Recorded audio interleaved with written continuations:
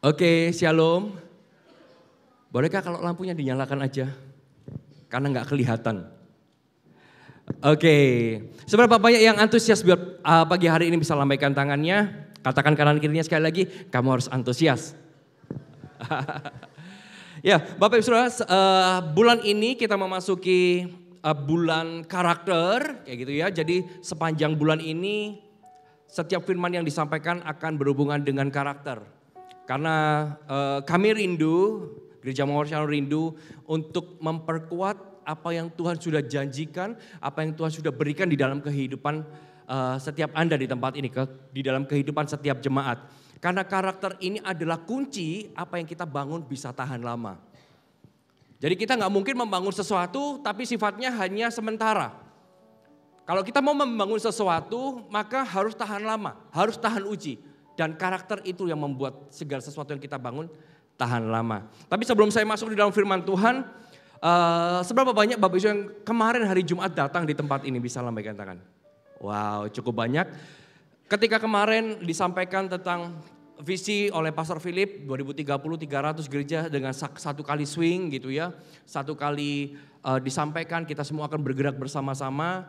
Bapak Ibu kemarin kalau kita bersama-sama juga di altar call dengan cara yang baru gitu ya. Ada altar call. Tetapi saat itu altar call-nya gak bisa berjalan dengan baik karena apa? Karena servernya down kayak gitu ya. Altar call-nya melalui aplikasi kayak gitu ya. Jadi saya berharap Bapak bisa mengisi aplikasinya kayak gitu ya, sesuai dengan apa yang kemarin disampaikan. Karena bagaimana juga doa dari Bapak Ibu Saudara itu diperlukan. Juga kalau Bapak Ibu Saudara mungkin punya kantor atau punya bisnis di luar kota Malang, mungkin di satu kota dan Bapak Ibu Saudara punya tempat dan boleh digunakan mungkin ruko atau apa untuk memulai kegerakan CG maupun gereja satelit juga bisa dicantumkan di sana. Karena itu sangat berarti sekali. Karena di dalam 10 tahun ke depan kita akan melihat 300 gereja lokal akan berdiri. Bukan tentang building tetapi tentang sebuah kebangunan rohani yang sampai kepada bangsa-bangsa. Dan saya mau ajak setiap jemaat untuk bisa terlibat bersama-sama. Amin. Amin. Kita masuk dalam firman Tuhan. Di ibadah yang pertama ini saya akan sampaikan tentang responsibility, di ibadah kedua juga, dan di ibadah ketiga nanti saya akan sampaikan tentang excellent, kayak gitu ya. Sepanjang hari ini tentang karakter yang harus kita bangun. Kenapa kok saya mau ambil momen hari ini untuk sampaikan tentang responsibility?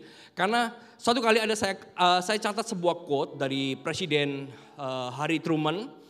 Presiden Harry Truman ini pernah berkata di dalam pidatonya gitu ya, bahwa we cannot lead without taking a responsibility. Kita nggak akan pernah bisa memimpin jika kita nggak berani memikul tanggung jawab. Kita nggak akan pernah bisa maju kalau kita nggak berani memikul tanggung jawab. Kita nggak akan pernah bisa menjadi besar kalau kita nggak memikul sebuah tanggung jawab. Tahu nggak Bapak Ibu bahwa di dalam kehidupan kita dari anak-anak sampai mungkin senior sekalipun kita ini memiliki tanggung jawab. Tanggung jawab bukan hanya diberikan Tuhan kepada orang-orang yang sudah bekerja. Tanggung jawab itu diberikan ketika manusia itu lahir, maka Tuhan sudah memberikan tanggung jawab. Dan ada sebuah quote yang cukup menggerakkan hati saya. Kalau Bapak Ibu Saudara mungkin yang usianya mungkin sudah senior mungkin nggak tahu siapa yang tulis ini. Tetapi kalau seusianya saya mungkin yang lebih muda-muda mungkin tahu. Kayak gitu. Ini adalah quote dari Uncle Ben Parker. Ada yang tahu Ben Parker? Yang tahu angkat tangan. Berarti Anda masih muda. Ben Parker ini adalah paman dari Peter Parker. Tahu Peter Parker? Siapa yang tahu Peter Parker? Angkat tangannya. Lebih banyak. Karena yang mengeluarkan quote ini dia orang yang senior gitu ya. Dan ketika Ben Parker ini melihat Peter Parker dia bertumbuh, kayak gitu ya, melihat ponakannya ini memiliki sebuah kekuatan, memiliki sebuah perubahan, maka Ben Parker ini berkata kepada Peter Parker, with the great power comes a great responsibility. Dengan bertambahnya kekuatan, bertambahnya kuasa, maka bertambah juga tanggung jawab. Atau ada tanggung jawab yang harus kamu pikul lebih besar dari sebelumnya. Siapa di sini yang mau menjadi besar? Pertanyaannya. Semua orang mau menjadi besar. Nah kalau kita semua berkata, aku mau menjadi besar Tuhan, di tanganmu aku mau menjadi besar. Maka kita harus berani mengambil tanggung jawab, responsibility. Penting bagi kita untuk menyadari bahwa semua orang memiliki tanggung jawab. Besar kecil tanggung jawab bergantung dengan apa yang hari ini Tuhan percayakan kepadamu. Firman Tuhan di dalam Lukas 12 ayat yang ke-48 berkata seperti ini. Setiap orang yang kepadanya banyak diberi, daripadanya akan banyak dituntut. Dan kepada siapa yang banyak dipercayakan, daripadanya akan lebih banyak lagi dituntut. Artinya di dalam setiap kehidupan kita ketika Tuhan memberikan kepercayaan, maka ada tuntutan untuk kita melakukan yang terbaik, memberi yang terbaik, mengerjakan yang terbaik. Ada tuntutan. Bahkan kalau kita berkata, loh kalau anak-anak apa tanggung jawabnya? Menjadi anak-anak punya tanggung jawab juga. Tanggung jawab seorang anak. Mungkin menghormati orang tuanya, belajar di sekolah. Selalu ada tanggung jawab. Menjadi seorang orang tua juga ada tanggung jawabnya. Ada tanggung jawab orang tua. Menjadi seorang pemimpin pelayan Tuhan juga ada tanggung jawabnya. Menjadi seorang pekerja, profesional, karyawan, owner sekalipun ada tanggung jawabnya Bapak Saudara. Setiap kita gak mungkin bisa lepas dari yang namanya tanggung jawab. Bahkan di dalam Roma 14 ayat yang ke-12 firman Tuhan katakan seperti ini. Demikianlah setiap orang di antara kita akan memberi pertanggungjawab tentang dirinya sendiri kepada Allah. Artinya setiap kita one by one, satu-satu akan memberikan pertanggungjawaban sama Tuhan. Kapan? Nah, nantikan waktunya. Kalau waktunya belum tiba, belum datang gitu ya. Tuhan belum datang kedua kali atau kita belum dipanggil ke rumah Bapa, maka kerjakan apa yang menjadi tanggung jawab kita. Kalau kita nggak mengerjakan tanggung jawab kita, Bapak Saudara, maka akan ada sesuatu yang hilang di dalam hidup kita. Halo ya, setuju katakan amin. Contohnya siapa? Kain. Kain ini memiliki tanggung jawab sebagai seorang kakak. Tetapi dia nggak mengambil tanggung jawab gitu ya. Dia bunuh Habil. Habil mati, lalu Tuhan berkata sama Kain. Kain, di manakah adikmu Habil? Apa jawaban Kain? Emang Ike babysitter? Emang gua ini babysitternya? Dia lepas tanggung jawab. Dan ketika dia lepas tanggung jawab, Tuhan berkata, darah dari adikmu itu berseru-seru kepadaku. Dan sejak ketika Kain ini tidak mengambil tanggung jawab, apa yang terjadi? Dia diusir keluar. Hidup yang penuh janji Tuhan, dia harus kehilangan itu semua. Dia harus dikejar-kejar. Harus dikejar-kejar perasaan bersalah seumur hidupnya.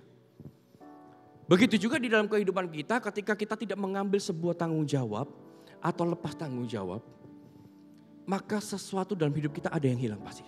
Akan Tuhan ambil. Karena semua ini tentang kepercayaan Tuhan di dalam kehidupan kita, itu juga katakan amin. Nah, pagi hari ini kita akan belajar dari seorang tokoh yang bernama Pontius Pilatus.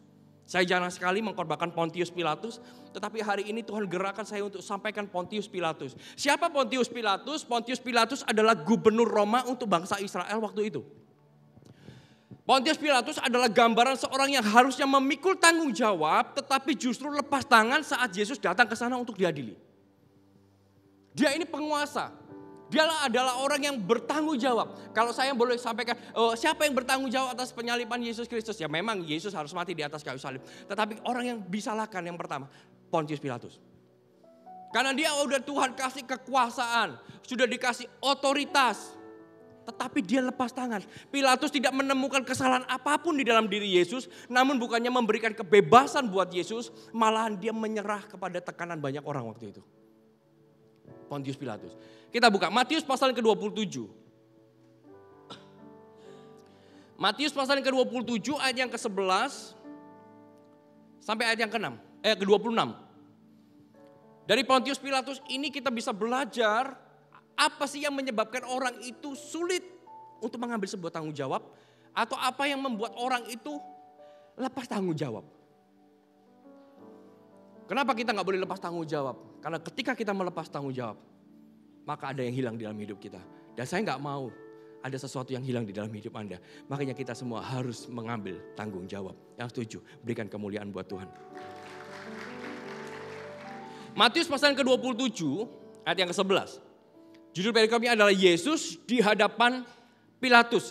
Hidup ini adalah sebuah pilihan. Hidup ini adalah sebuah keputusan. Jadi kalau kita dihadapkan pilihan, dihadapkan keputusan, pilihlah untuk terus bertanggung jawab. Lalu Yesus dihadapkan kepada wali negeri. Dan wali negeri bertanya kepadanya, engkaulah raja orang Yahudi? Jawab Yesus, engkau sendiri yang mengatakannya. Tetapi atas tuduhan yang diajukan imam-imam kepala dan tua-tua terhadap dia, ia tidak memberi jawab apapun. Maka kata Pilatus kepadanya, tidakkah engkau dengar betapa banyaknya tuduhan saksi-saksi ini terhadap engkau? Tetapi ia tidak menjawab satu kata pun sehingga wali negeri itu sangat heran. Telah menjadi kebiasaan bagi wali negeri untuk membebaskan satu orang hukuman pada tiap-tiap hari raya itu atas pilihan orang banyak. Dan pada waktu itu dalam penjara seorang yang terkenal kejahatannya yang bernama Yesus Barabas. Karena mereka sudah berkumpul di sana, Pilatus berkata kepada mereka, siapa yang kamu kehendaki? Ku bebaskan bagimu Yesus Barabas atau Yesus yang disebut Kristus. Ia memang mengetahui, perhatikan, bahwa mereka telah menyerahkan Yesus karena dengki. Pilatus mengetahuinya. Dan ketika Pilatus sedang duduk di kursi pengadilan, istrinya mengirim pesan kepadanya, jangan engkau mencampuri perkara orang benar itu, sebab karena dia aku sangat menderita di dalam mimpi tadi malam. Tetapi oleh hasutan imam-imam kepala dan tua-tua, orang banyak bertekad untuk meminta supaya Barabas dibebaskan dan Yesus dihukum mati. Wali negeri menjawab dan berkata kepada mereka, siapa di antara kedua orang itu yang kamu kehendaki ku bebaskan bagimu? Kata mereka, Barabas. Maka kata Pilatus kepada mereka, jika begitu apakah yang harus ku perbuat dengan Yesus yang disebut Kristus? Mereka semua berseru, ia harus disalibkan. Tetapi kejahatan apa yang telah dilakukannya? Namun mereka makin keras berteriak, ia harus disalibkan. Dan ketika Pilatus melihat bahwa segala usaha akan sia-sia, malah sudah menimbulkan kekacauan, ia mengambil air dan membasuh tangannya di hadapan orang banyak dan berkata, aku tidak bersalah terhadap darah orang ini. Itu urusan kamu sendiri. Dan seluruh rakyat menjawab, biarlah darahnya ditanggungkan atas kami dan atas anak-anak kami.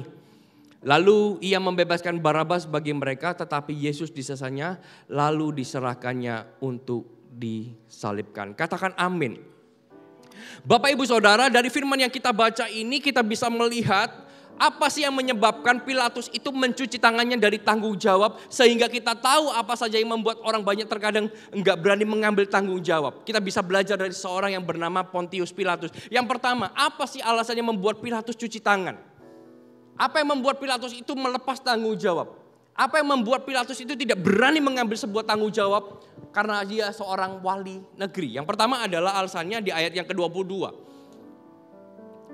Kata Pilatus kepada mereka, jika begitu apakah yang harus kuperbuat dengan Yesus yang disebut Kristus? Mereka semua berseru, ia harus disalibkan. Pilatus bertanya, yang punya otoritas itu sebetulnya siapa? Rakyat atau Pilatus sih? Pilatus. Pilatus itu punya otoritas, punya kuasa, dan semua rakyat itu mendengar apa katanya. Tetapi di ayat ini kita melihat terbalik. Terbalik. Justru Pilatus ini tanya sama rakyat yang ada waktu itu. Kata Pilatus kepada mereka, jika begitu apa yang harus kuperbuat kepada Yesus yang disebut Kristus? Alasan pertama yang membuat Pilatus cuci tangan adalah karena Pilatus gak punya dasar hidup yang kuat. Pilatus gak punya dasar panggilan yang kuat. Makanya ketika dihadapkan oleh tekanan, Pilatus bimbang. Apa yang membuat kita ini lepas tanggung jawab adalah ketika kita gak punya dasar yang kuat. Sehingga ketika tekanan datang di dalam kehidupan kita, kita dengan mudah cuci tangan, lepas tangan. Karena apa? Karena dasarnya gak kuat. Pilatus seharusnya tahu dan sadar bahwa ia dipanggil, dipercaya sebagai seorang gubernur untuk dapat menyelesaikan perkara. Tetapi dia gak lakukan itu. Dia gak tahu bahwa dia adalah seorang gubernur. Dia nggak tahu bahwa dia ini punya otoritas.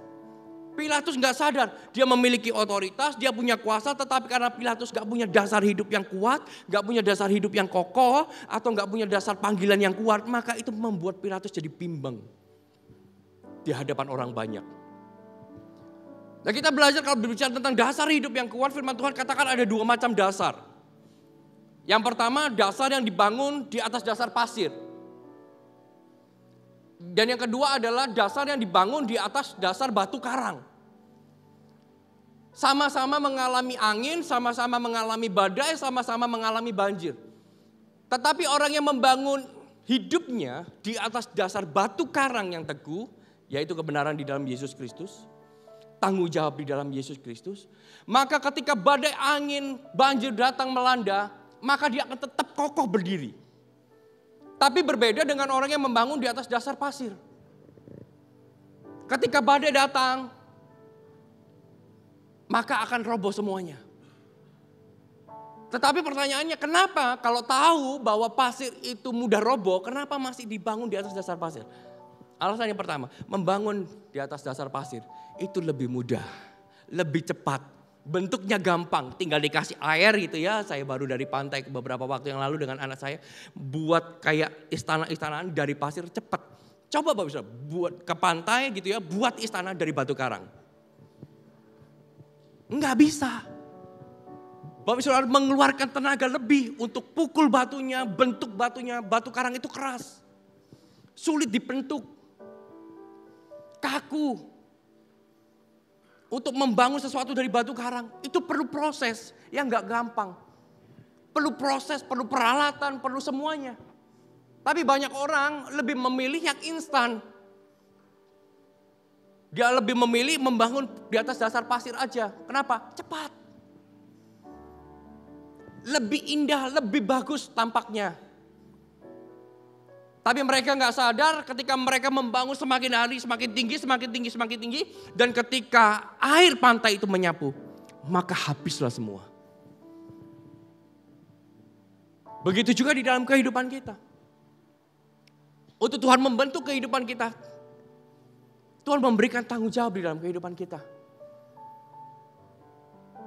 Apa yang membuat orang itu sulit mengambil tanggung jawab?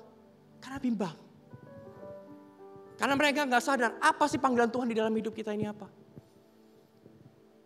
Karena mereka gak tahu panggilannya. Mereka lepas tanggung jawab. Seorang anak-anak yang gak tahu panggilannya terhadap orang tua. Menghormati orang tua. Dia gak akan menghormati orang tua. Gak mengasihi orang tua. Seorang anak yang gak tahu panggilannya sebagai seorang pelajar. Dia gak akan belajar dengan baik. Kenapa? Karena dia gak punya dasar hidup seorang pelajar. Begitu juga di dalam kehidupan orang tua. Kalau orang tua nggak memiliki dasar hidup sebagai orang tua yang benar, hanya orang tuaan, hanya usia, maka pernikahan yang dibangun, keluarga yang dibangun nggak akan tahan lama. Tapi jika orang tua ini sadar betul apa yang menjadi panggilan di dalam kehidupannya, dasarnya kuat sebagai orang tua, maka dia nggak akan menyayangkan anaknya untuk dipukul jika itu berupa didikan. Orang tua nggak akan menyayangkan ajaran kalau memang itu membangun anaknya. Begitu juga suami dan istri. Ketika engkau memiliki dasar yang benar, dasar yang kuat, badai apapun di dalam pernikahanmu, engkau akan tetap kokoh berdiri. Engkau akan terus bertahan. Karena mereka sadar, ini adalah tanggung jawabku sebagai seorang suami. Ini adalah tanggung jawabku sebagai seorang istri. Ini adalah tanggung jawabku sebagai seorang anak. Sebagai seorang orang tua, sebagai seorang pengusaha, sebagai seorang pekerja. Semua ada tanggung jawabnya. Dasarnya harus kuat. Nah, ketika kita membangun di atas dasar yang kuat, maka ketika tekanan datang, kita gak akan lepas tanggung jawab. Kita gak akan menjadi pribadi yang bimbang, mudah diombang-ambingkan ke kanan maupun ke kiri. Seorang yang tahu membangun dasar hidupnya, dasar panggilannya, maka ketika badai angin datang, dia akan tetap strong. Dia akan tetap berdiri sana. Apa alasan kedua? Alasan kedua, ayat ke-23. Yang pertama adalah bimbang atau tidak memiliki dasar yang kuat, dasar hidup yang kuat. Alasan kedua, Pilatus cuci tangan atau lepas tangan. Di ayat ke-23, katanya, tetapi kejahatan apa yang telah dilakukannya? Namun mereka makin keras berteriak, ia harus disalibkan. Dan ketika Pilatus melihat bahwa segala usaha akan sia-sia, malah sudah mulai timbul kekacauan, ia mengambil air dan membasuh tangannya di hadapan orang banyak dan berkata, aku tidak bersalah terhadap darah orang ini, itu urusan kamu sendiri. Alasan kedua, Pilatus ini begitu tahu gitu ya bahwa rakyat ini menangkap Yesus dan hendak menyerahkan Yesus untuk disalibkan karena dengki. Pilatus sadar itu. Dan Pilatus bukan orang yang tidak mencoba untuk menyelamatkan Yesus. Pilatus ini mencoba di ayat ke-23 ketika dia tanya gitu ya, pertama dia bimbang, gak tahu apa yang harus dilakukannya. Lalu dia tanya kepada rakyat, apa yang harus kuperbuat? Rakyat bilang, salibkan dia. Ketika rakyat bilang salibkan dia, Pilatus ini membela di ayat ke-23. Tetapi kejahatan apa yang telah dilakukannya sehingga setimpal dengan salib? Dibela. Namun ketika dia mencoba membela gitu ya, namun mereka makin keras berteriak, ia harus disalibkan. Dan ketika semua berteriak dan Pilatus melihat, waduh ini kacau ini, kok tambah rame gini. Maka dia lepas tangan.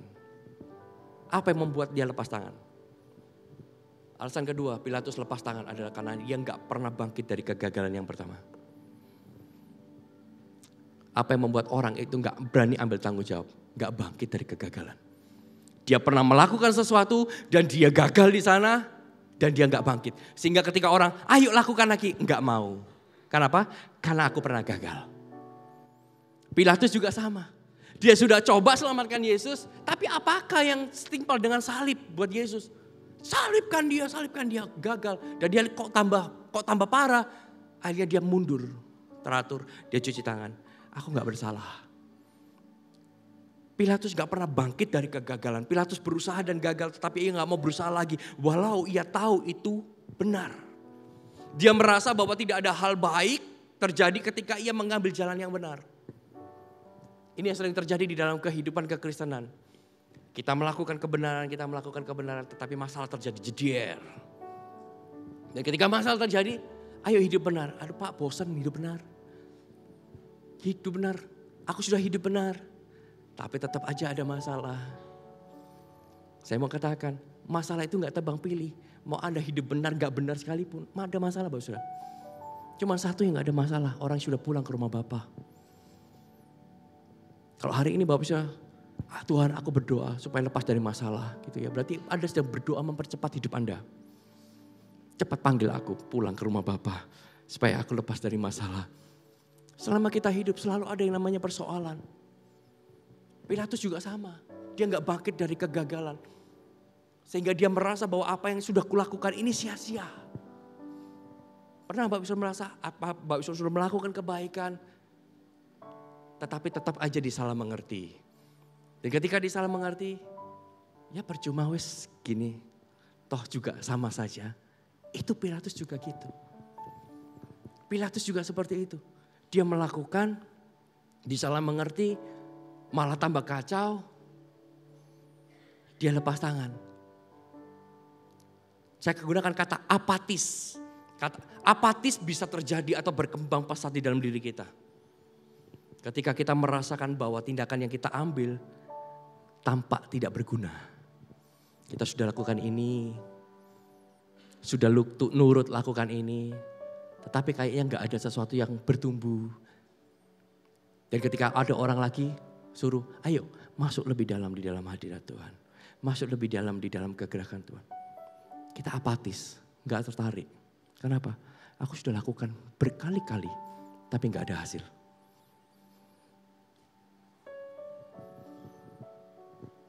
Aku sudah lakukan terus, tapi juga hasilnya itu aja. Jadi ketika orang ajak gitu ya, ayo gitu. Enggak, Sudah gak tertarik dengan seperti itu. Sudah apatis. Banyak orang apatis kepada Yesus ketika diajak untuk masuk lebih dalam. Ketika ditanya, kenapa? Pak, saya sudah melayani ini. Sudah ikut Yesus dari tahun segini.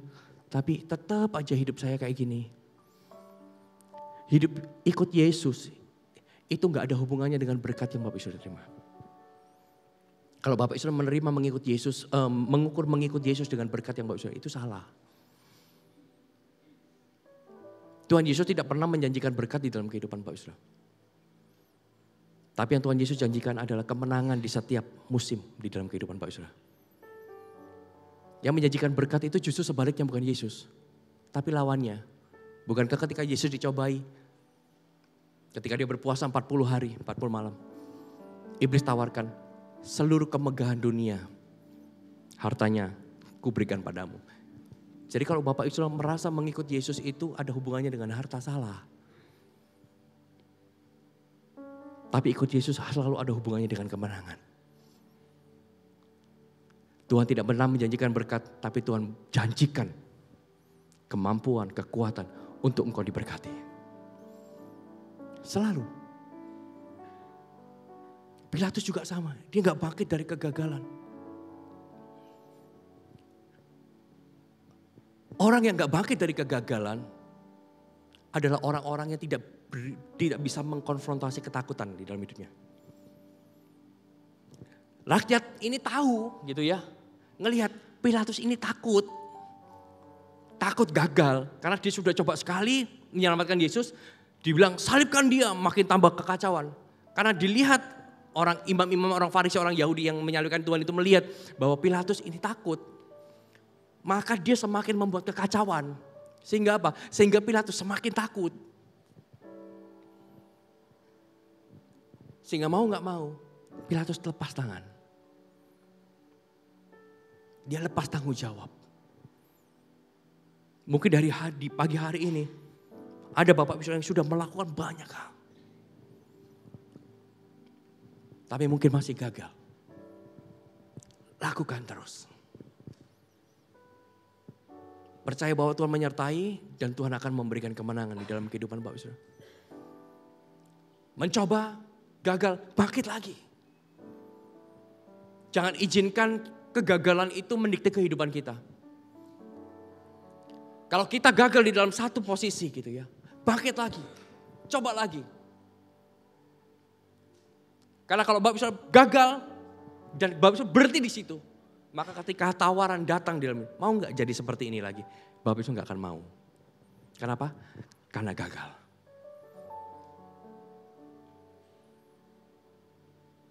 Saya dipanggil gitu ya, dimulai dari tahun 2003 saya masih ingat. Saya dipanggil ketua CG gitu ya, waktu itu fasilitator. Dipanggil, Jeffrey mau gak kamu dicalonkan jadi sponsor? Apa sih sponsor itu? Ya sponsor itu ya fasilitator juga sih. Kayak gitu. Tapi belum dimunculkan. Masih kecil kayak gitu. Oh, saya ngomong sama pemimpin saya bicara sama pemimpin. Apakah saya ini mampu? Pemimpin saya bilang, kamu pasti mampu. Ya sudah, saya mau. Saya didoakan gitu ya. Lalu saya mulai dikasih 2 orang anak di bawah saya, anak rohani untuk saya mentoring. Tahu nggak besok ketika saya mulai mentoring, saya mulai sapa hari ini. Mereka tahu bahwa saya ini pemimpinnya, sponsornya. Saya mulai sapa gitu ya, saya mulai deketin. Mereka sudah menutup diri sama saya.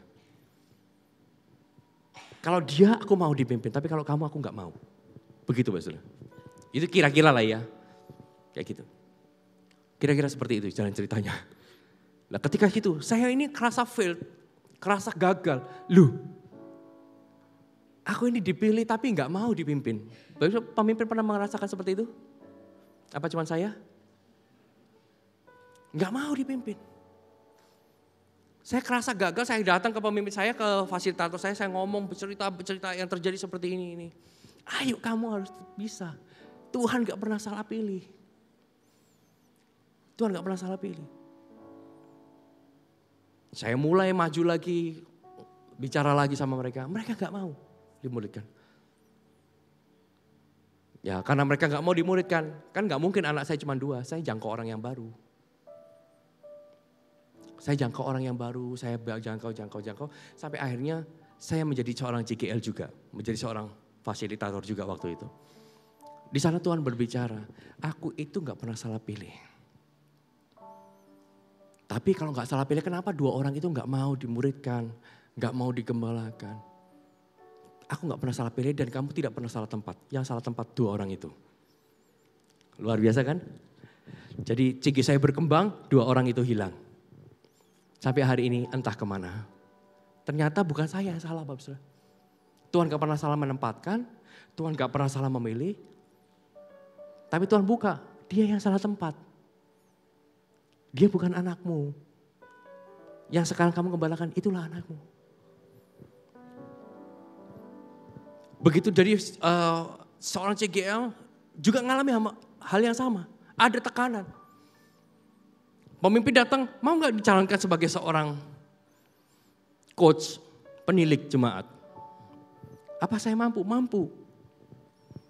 Karena pemimpin bilang mampu ya kita nurut aja kan kayak gitu ya. Tapi begitu masuk di dalam dunia penilikan gitu ya. Saya ini banyak hal yang kerasa miss dan gagal. Kayak gitu. Sekali lagi tapi, saya nggak izinkan bahwa ya saya mungkin belum berhasil. Tapi saya akan coba segala cara. Segala cara. Dan sampai akhirnya saya berada di tempat ini. Terus. Apakah persoalan ada, permasalahan ada, jatuh bangun juga ada Pak Saudara. Jatuh bangun pemimpin, struggle pemimpin ada. Tapi saya tahu struggle jatuh bangun saya akan tetap bangkit. Karena kalau saya nggak bangkit, maka suatu kali tawaran jadi pemimpin datang, maka saya akan nggak mau. Kenapa? Karena saya gagal. Maka saya nggak boleh gagal. Saya akan coba terus, bangkit terus. Yang membuat seorang pemimpin hebat, bukan dia karena dia berhasil mencapai puncak, tapi 1000 kali jatuh, 1001 kali dia bangkit. Itu hebat. Apa yang membuat engkau jatuh hari ini? Bangkit. Jangan izinkan kegagalan mendikte hidup kita. Sehingga kita lepas tanggung jawab. Yang setuju katakan amin. Dan yang ketiga, yang terakhir. Yohanes 19 ayat yang ke-12. Apa sih yang membuat Pilatus ini cuci tangan? Yohanes 19 ayat yang ke-12. Firman Tuhan, ini peristiwa yang sama tapi dari angle atau sudut pandang penulis yang berbeda. Sejak itu Pilatus berusaha untuk membebaskan dia. Karena Pilatus tahu bahwa ini hanya dengki, dia berusaha. Tetapi orang-orang Yahudi berteriak, ini yang membuat Pilatus mati kutu. Jikalau engkau membebaskan dia, engkau bukanlah sahabat kaisar. Setiap orang yang menganggap dirinya sebagai raja, ia melawan kaisar. Ada kata bahwa kalau engkau membebaskan dia, engkau bukan sahabat kaisar. Jadi ada zona nyaman yang memang dipatahkan gitu ya. Sehingga Pilatus merasa bahwa kalau aku membela Yesus, maka aku akan kehilangan jabatan. Kalau aku membela Yesus, maka apa yang sudah aku bangun, aku akan kehilangan semua. Pilatus takut kehilangan apa yang sudah dia bangun selama itu. Kalau dia bela Yesus, habislah sudah. Begitu juga di dalam kehidupan kita. Seringkali kita gak berani mengambil tanggung jawab, karena kita memikirkan resiko. Kalau kita ambil tanggung jawab nih yang dikasih pemimpin, jadi pemimpin gitu ya, aku akan kehilangan pekerjaanku. Kalau aku tak ambil tanggung jawab sebagai seorang leader, seorang pelayan Tuhan, aku akan kehilangan waktu buka tokoku. Jadi ketika tanggung jawab itu diberikan, enggak deh, aku enggak mau. Aku enggak mau. Saya mau katakan Bapak Saudara, ketika engkau mengambil tanggung jawab, engkau enggak akan pernah kehilangan sesuatu dalam hidupmu. Karena Tuhan tidak pernah mengambil sesuatu dari hidup kita. Tapi justru Tuhan itu menambahkan sesuatu dari hidup kita. Bukankah firman Tuhan jelas berkata, barang siapa setia di dalam perkara kecil, aku akan berikan kepadanya perkara yang lebih besar. Perkara yang lebih besar. Engkau mengambil tanggung jawab sebagai seorang pemimpin. Waktu mungkin Anda korbankan, persembahkan. Tapi setiap waktu, setiap apapun yang Bapak Isu keluarkan buat mengambil tanggung jawab yang datangnya dari Tuhan. Tuhan kita gak pernah berhutang. Bukankah firman Tuhan jelas berkata, barang siapa kehilangan sanak saudaranya, orang tuanya, kakaknya, adiknya, hartanya, pekerjaannya karena aku, dia akan memperoleh 100 kali lipat juga pada waktu ini. Tuhan gak bilang nanti kalau di surga, enggak. Tuhan gak bilang nanti di surga kamu akan dapat gantinya. Iya kalau di surga. Kalau enggak, kan rugi. Ya jangan dihitung kayak gitu, Pak. Kita semua akan sampai ke surga, Pak. Tapi firman Tuhan jelas berkata, barang siapa kehilangan orang tuanya, pekerjaannya, semua karena mengikut aku, maka di hari yang sama, di waktu yang sama, dia akan menerima 100 kali lipat. Wow. Kalau Tuhan sudah berjanji, dia pasti tepati, Mbak Wisnu. Tuhan beda dengan kita. Kalau manusia janji bisa meleset. Tapi kalau Tuhan sudah berjanji, dia akan tepati. Maka ketika kita mengambil responsibility, tanggung jawab, maka justru engkau akan menambahkan sesuatu dalam hidupmu. Maka ketika tawaran apapun datang di dalam hidupmu, take it. Take it, ambil. Ambillah tanggung jawab.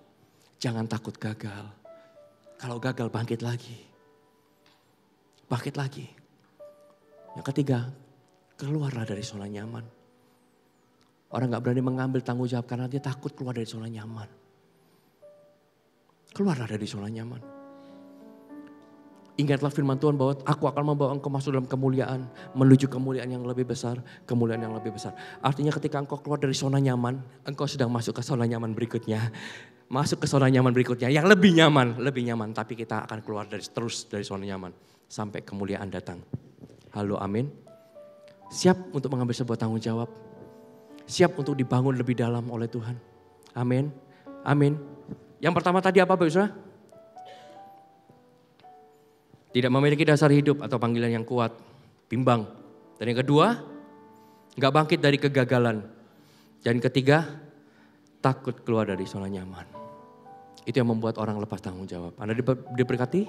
Mari tutup Alkitab. Kita bangkit berdiri, kita berdoa. Yes Lord, thank you.